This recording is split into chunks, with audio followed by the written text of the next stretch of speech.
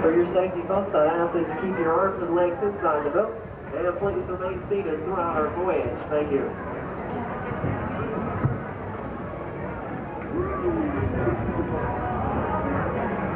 Hi, my name is David, and welcome to a boat cruise across the land and through time to the center of something most of us have forgotten about. That is, all of us today, wherever we are, we must grow food to live. We do this in partnership with the land, so let's listen to it. Let's listen to the land.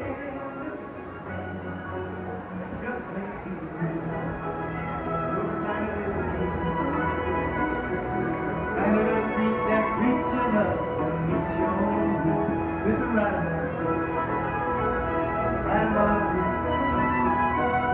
you'll grow and see sunshine on your day of. Earth is a marvelous planet for growing things. What begins with a seed, driven by the wind, becomes a thriving complex of plants. Imagine them bigger than life. You can almost see them growing, using the sun's energy to take minerals from the soil, gases from the air, and water to take these to their leaves. Plants are wonderful pumping factories which make our proteins and carbohydrates through a process called photosynthesis.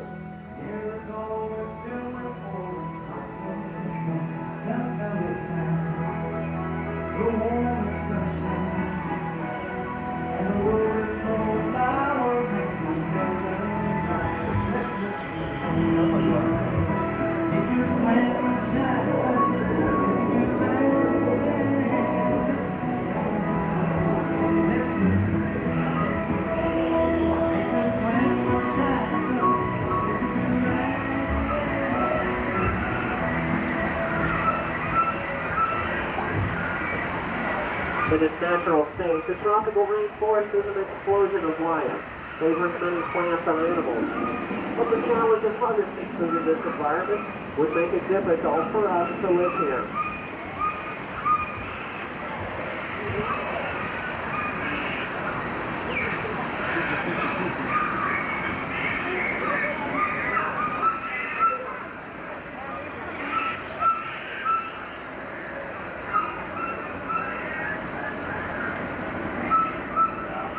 The challenge of the Great Desert is quite the opposite. Here the bright sun evaporates water quicker than nature can supply it. With scorching heat and howling sandstorms, you can understand why people feel the desert is too harsh a place to ever grow food.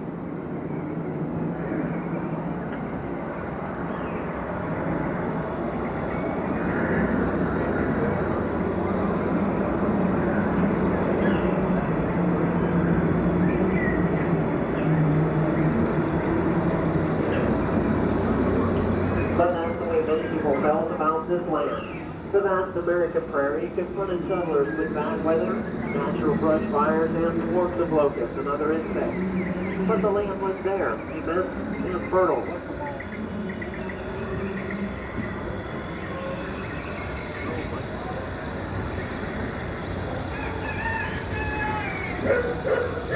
So the settlers persevered, and in time, much of the prairie had become the family farm, flourishing with crops.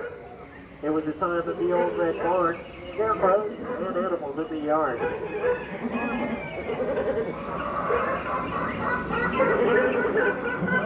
Let's all take a closer look now at the last century of American agriculture.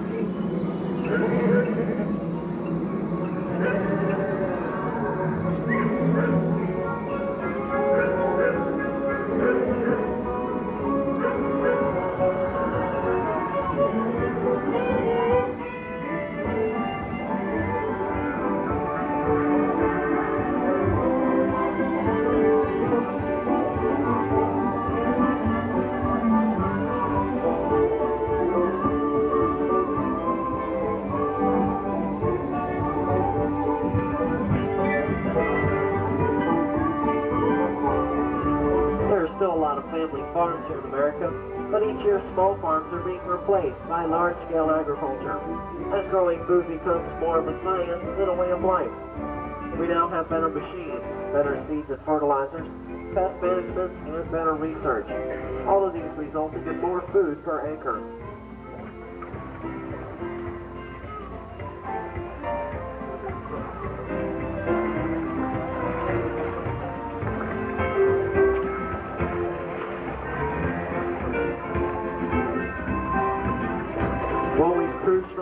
us right into the present, and we've seen a lot of changes, but what about the future? How can we make the tropics, temperate zones, and deserts of our world more productive? Well, folks, we're working on that. The plants you're about to see are real and live. They grow all year round in sophisticated greenhouses. What we call controlled environment agriculture, or CEA. Now, we don't think CEA will ever replace traditional agriculture, but it will help us increase production and meet some of the challenges we've seen in these difficult areas. Due to the sterile conditions in the greenhouse, we ask that you keep your hands inside the moat, and please do not touch any of the plants. Thank you.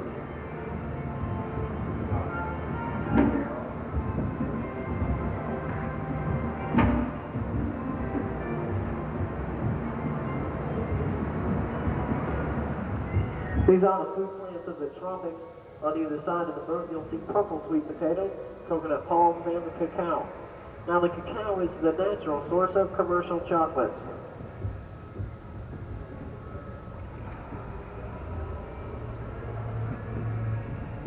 Sugarcane, like this on your right, provides 60% of the world with its sugar.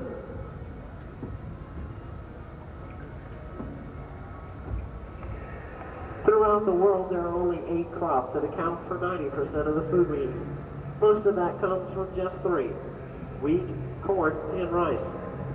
You can see rice growing here in these rocky terraces.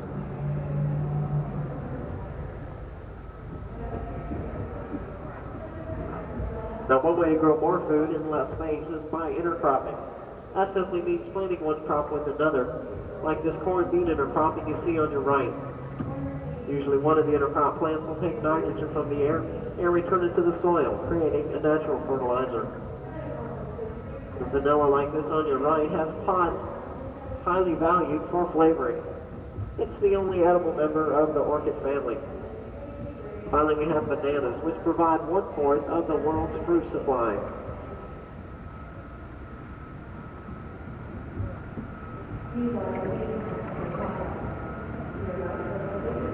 Now, a major source of protein, both now and in the future, is fish.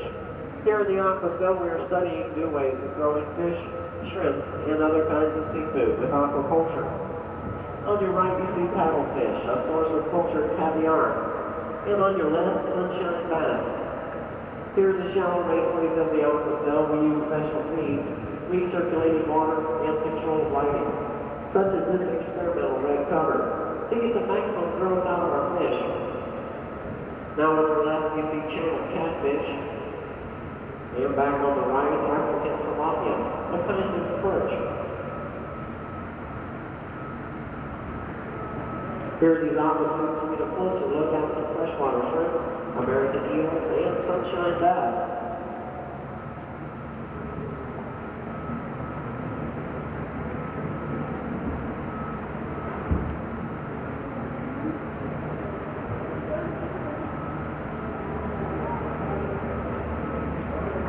Does everyone remember the hot, dry desert?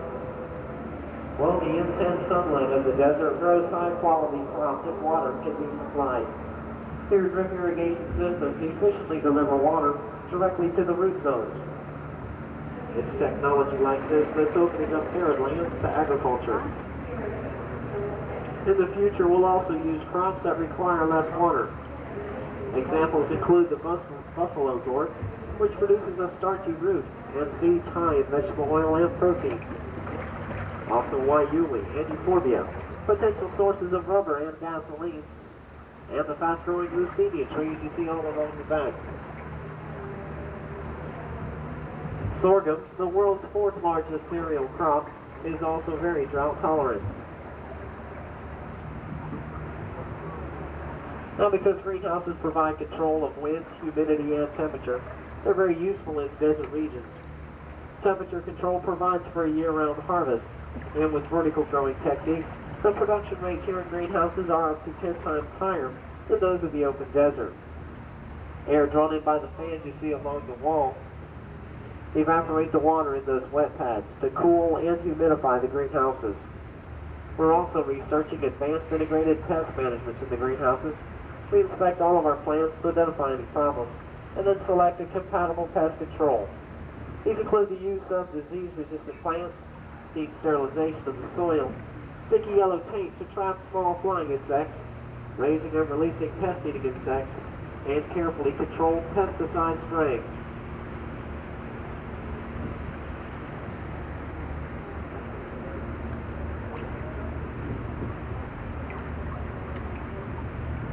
Malabar, one of the disease-resistant plants we use here in the greenhouses, is also spinach. And the winged bean is a potentially new crop that's 100% edible. Here in our growing areas, we produce tons of fish, tomatoes, cucumbers, and lettuce, which are all used right here in our Epcot Center restaurants.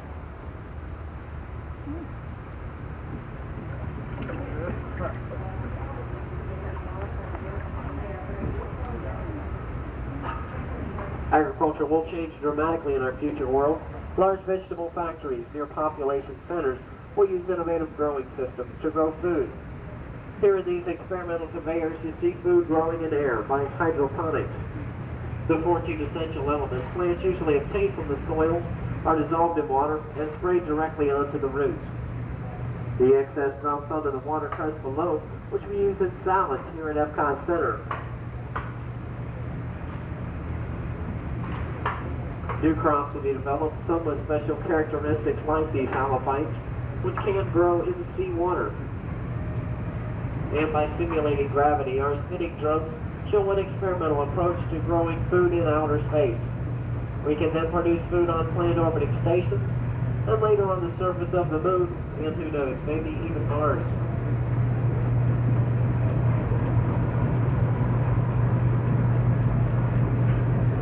But back here on Earth, we'll place increased emphasis on conservation and human nutrition. Scientists will use tools like computers, robotics, and biotechnology to make a tremendous impact on food, crops, and animals. They will develop more crops that fix nitrogen in the air, use light, water, and carbon dioxide more efficiently, and resist disease and insect pests. So you see, with this new technology, creativity, and plenty of hard work, we can meet the challenges of growing abundant food for everyone, even in those areas of the world once thought too difficult to harvest. So let's take time out now and listen to the land.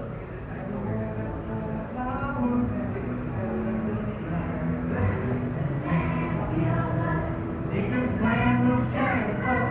Listen to the land, listen to the land. Let's listen to the land we all love. Nature's plan will shine and flow. Listen to the land, listen to the land. Went off to the phone. For your information, folks, there are two other attractions here in the Land Pavilion. We have the Kitchen Cabaret located to your right as you exit from this ride. It takes a lighthearted look at good nutrition with your hostess, Miss Bonnie Appetit. On the upper level, it's the Harvest Theater, which features the movie Symbiosis. It's a closer, more serious look at man's relationship to the land. To exit the building, please return to the upper level and out to the glass doors.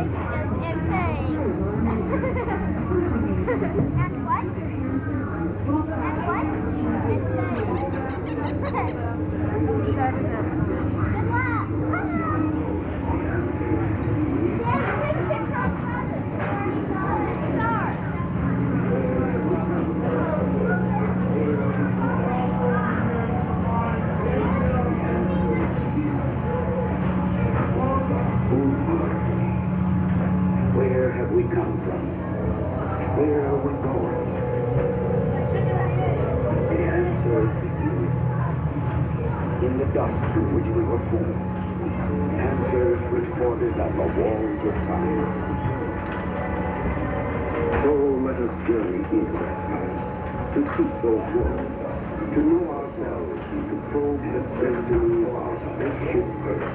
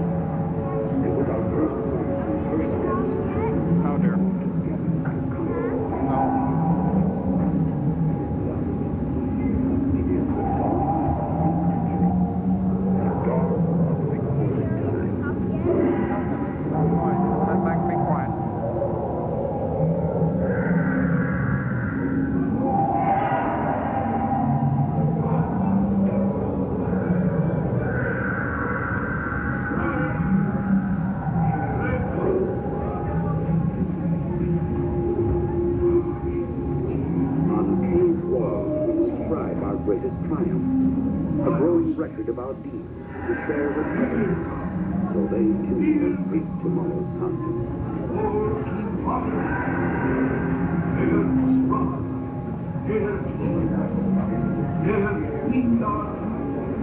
Ages rise, and more walls rise in the valley of the Nile. Man-made walls of hieroglyphs. Then with new symbols, we unlock our thoughts from chiseled walls and send them forth on papyrus scrolls.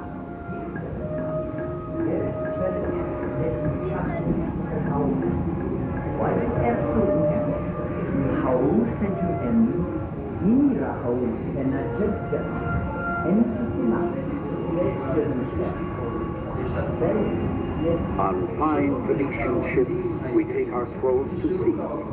New scrolls, simplified by an alphabet, eagerly shared at distant ports of call.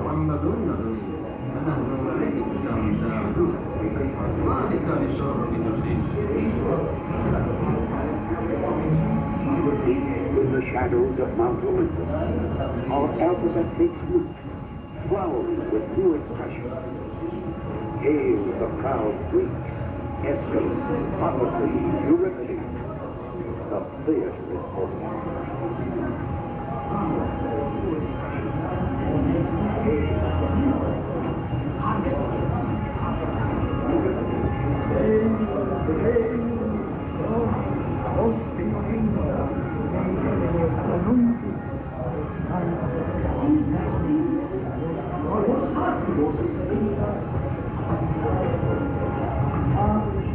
North, south, east, and west, all roads lead from Rome, a mighty network reaching across the land, welding far-flung garrisons into a growing empire.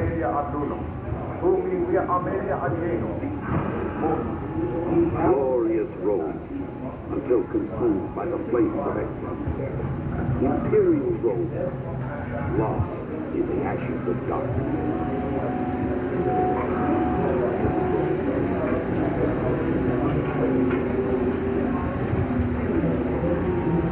Far from the dying emperor, Islamic wise men preserve ancient routines and weave a rich network of new knowledge and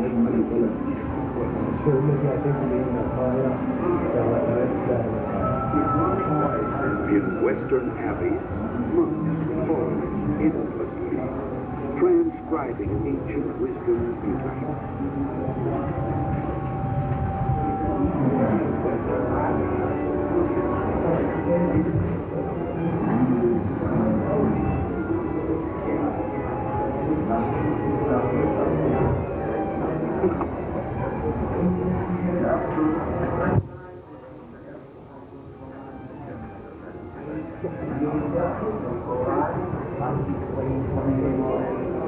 Carcere su Vietnam, Marvin.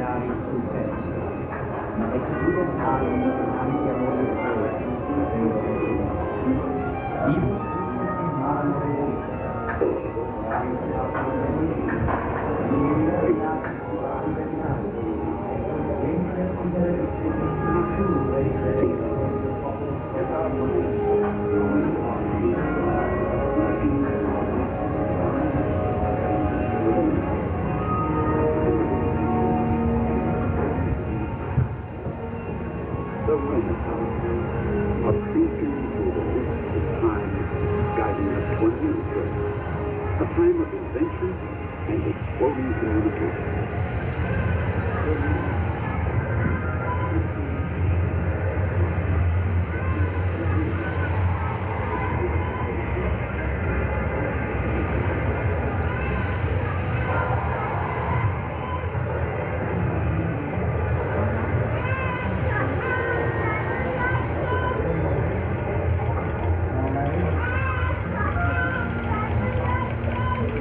Driving a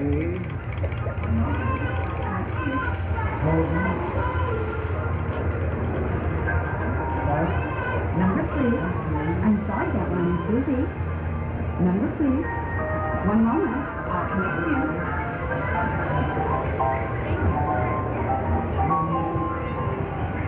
Number, please. I'm sorry, that one is busy.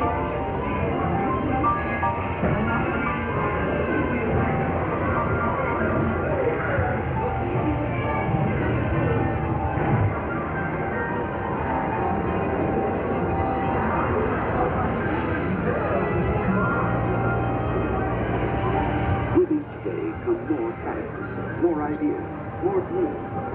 When we build new machines, computer machines with keys that store, sift, sort, and count, that help us chart our course through an age of boundless information. You're all excited, aren't you?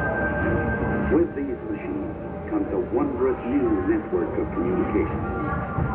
A vibrant maze of billions of electronic pathways stretching to the very edge of space.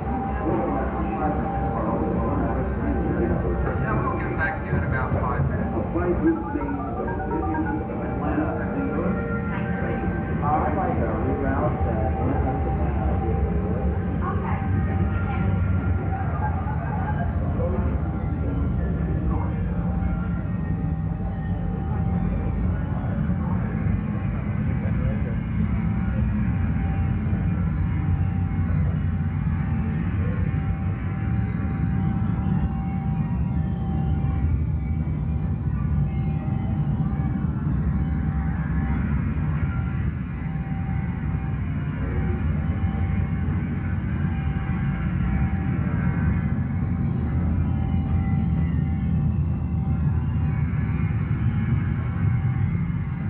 poised on the threshold of infinity.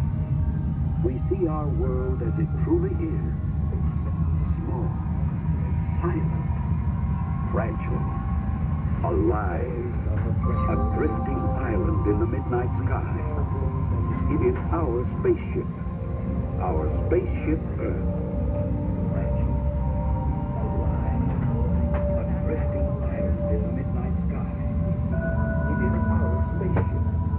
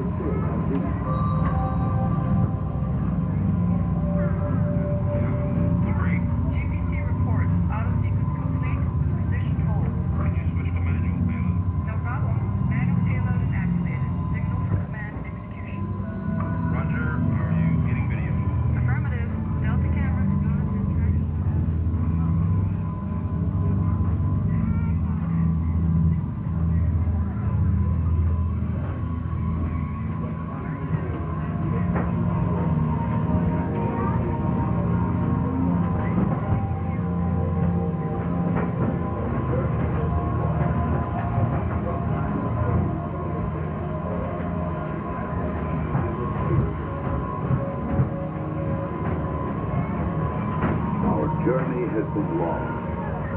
From primal caves we have ventured forth, traveling the endless corridors of time, seeking answers to our tomorrow. With growing knowledge and growing communication, we have changed our lives, changed our world.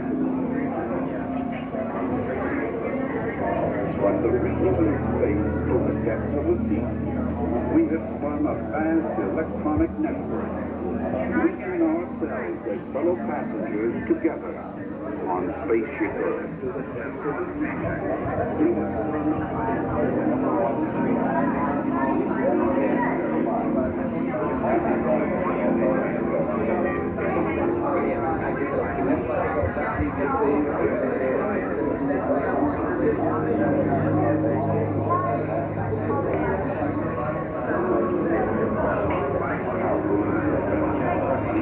Today, our search for understanding is unbounded by space and time.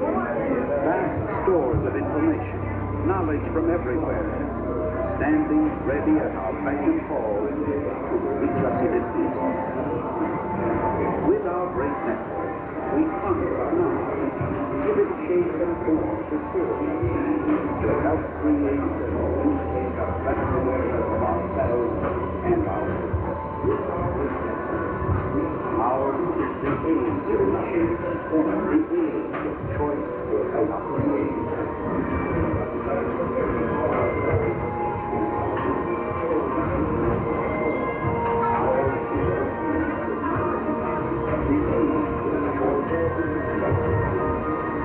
Tomorrow's world of riches. So let us listen. Let us explore and question and understand. Let us go forth and discover the wisdom to guide great Spaceship Earth through the uncharted seas of the future. Let us dare to fulfill our destiny.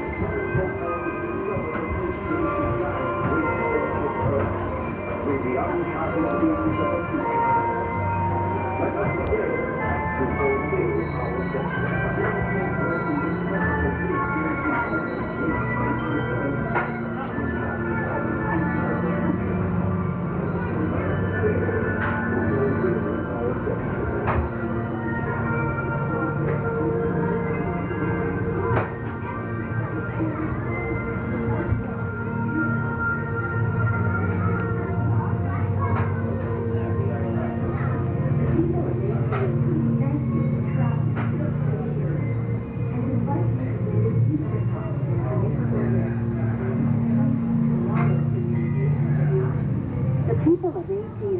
Thank you for traveling through Spaceship Earth and invite you to visit FutureCom in Communicore West, where you can preview tomorrow's communication technologies today.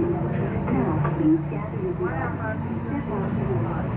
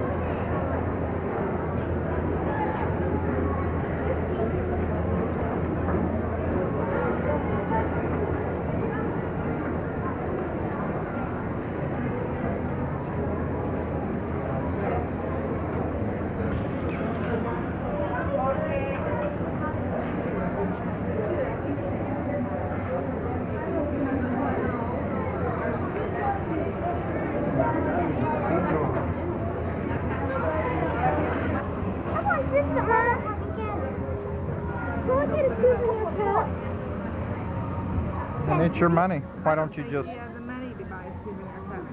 It's only for 50.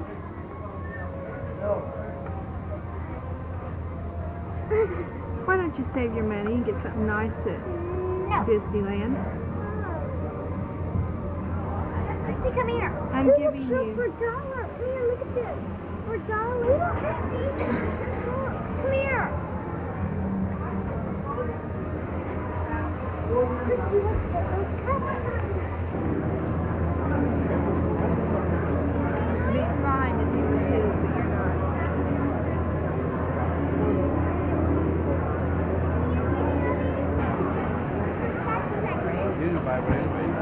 Yep.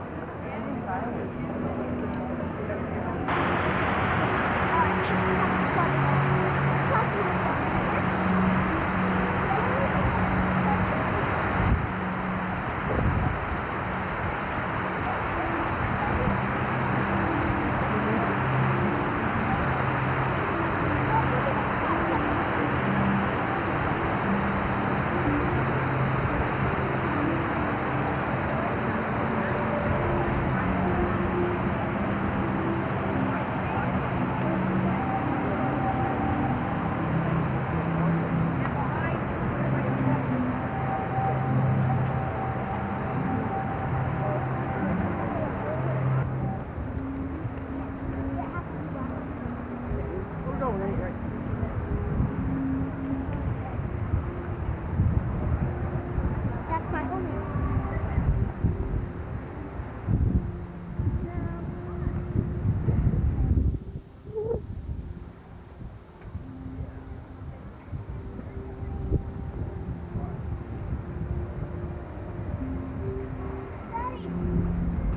Daddy,